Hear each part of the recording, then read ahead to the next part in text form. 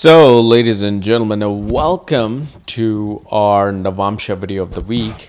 And this week we're going to be covering Mars in the 10th house of your Navamsa chart, as in what happens when Mars is in the 10th house of your D9 Navamsa, which is, as you know, one of the most important charts in Vedic astrology, which is a chart of marriage, your second half of life. It's your inner strength. It's the strength of your planets, So Navamsa is equally as important, if not important, than the birth chart. So if you do not know if you have this particular position and what your normal birth chart positions are, and for all your other astrological details, for that, check out the links here. Check out my full astrological report, including my books, consultations, and link to my academy, Maga Vedic Astrology Academy, where I teach everything like Navamsa. So let's talk about Mars when it's in the 10th house of your D9 chart. So this is actually a very simple position, okay? With Mars in the 10th, your marriage becomes extremely active. It's full of activities. There's not a dull moment within the marriage or even the second half of your life. So it doesn't matter if you're single or married. This Mars will definitely give you enough responsibilities and enough tasks and activities in life that you're just not gonna, feel like there's a lethargic moment. But at the same time, what I'm saying is, like, if there's other bodies of planets, like let's say you've got other malefic planets influencing Mars like Ketu, there's definitely a strong chance that one's reputation when it comes to the marriage will be known as a very abusive relationship. And it's not something that people just think of you as.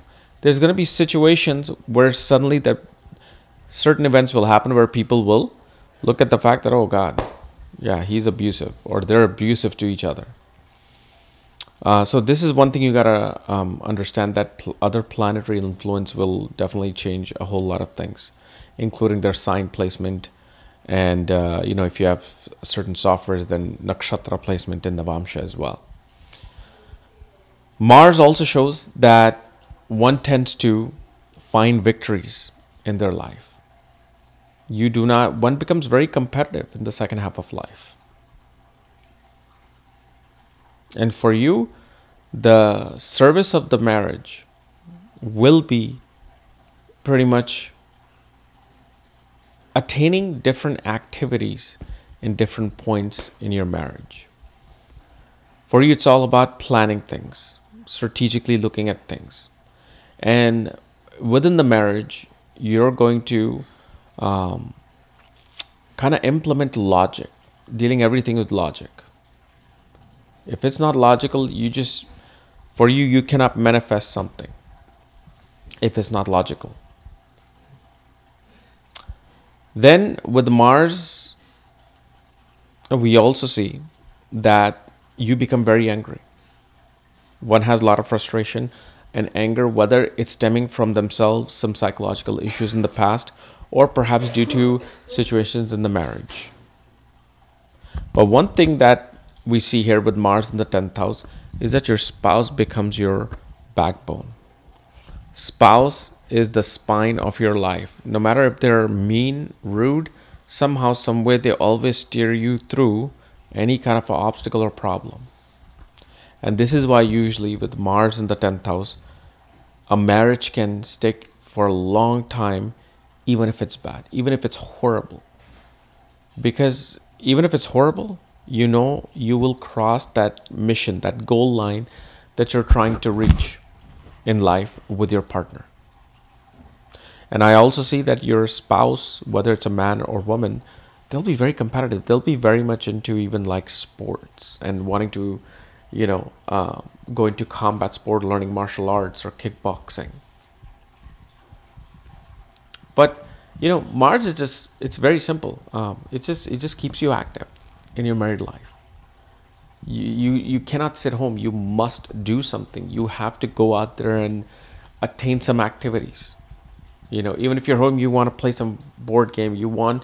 So, and yes, it can be overwhelming for your partner, because sometimes the other partner may just want to chill and be a homebody, be lethargic for a while. And you're like, no, I just got to go. I got to do something. So when you want to do something in life, when you want to plan trips and all that, this would be the perfect person to marry. But if you know that you're more of a homebody and you like to relax more at home, then of course you're going to have to set boundaries that, hey, you go do your thing, I'll be home. You know. So anyway, guys, this was my analysis of Mars in the 10th house of your Navamsa chart. If you're new to my channel, subscribe below. And if you want to know where your Mars is placed on all your astrological details, for that, check out the links here. Otherwise, we'll see you tomorrow. Okay, bye-bye.